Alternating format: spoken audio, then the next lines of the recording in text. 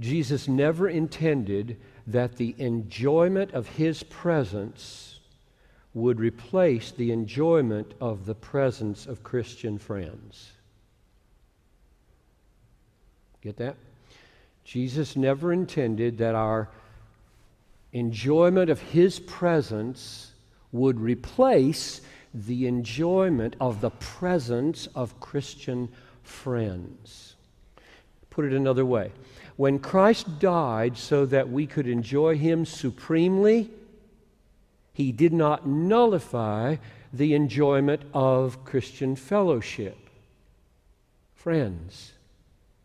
He created it when He died.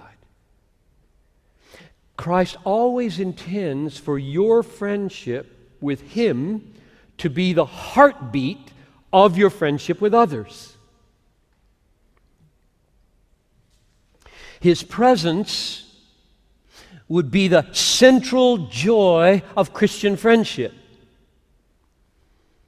And the joy of Christian friendship would magnify the worth of Christ because He's the common treasure between the friends. That's the way He aims it to be. Now, where do I see that in this text?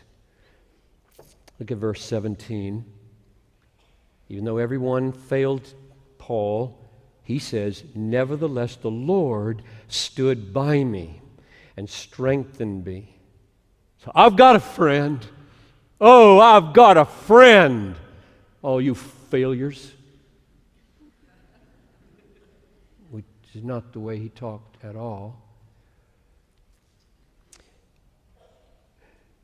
The Lord stood by me and strengthened me. Now, if that's all we had, you might say, see, Jesus comes through. Jesus always comes through. And if Jesus comes through, let those fickle, failing, finite, fallible friends go.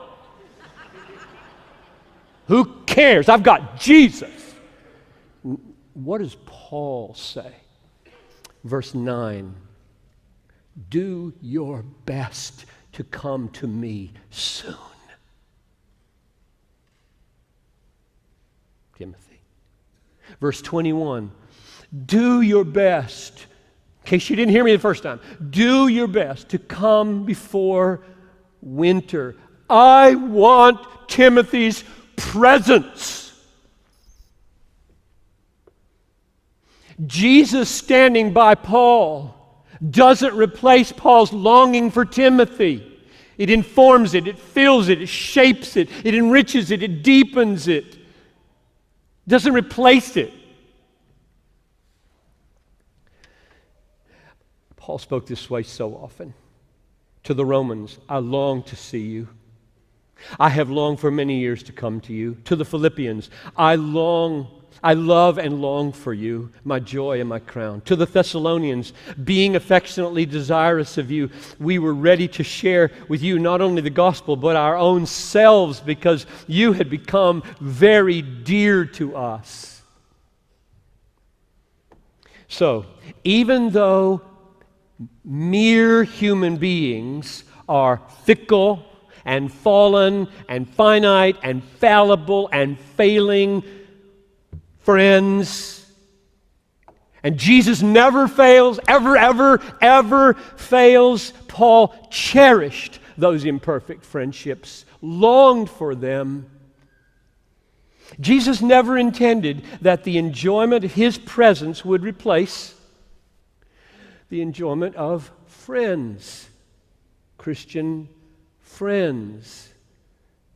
Christ didn't die to create isolated worshipers.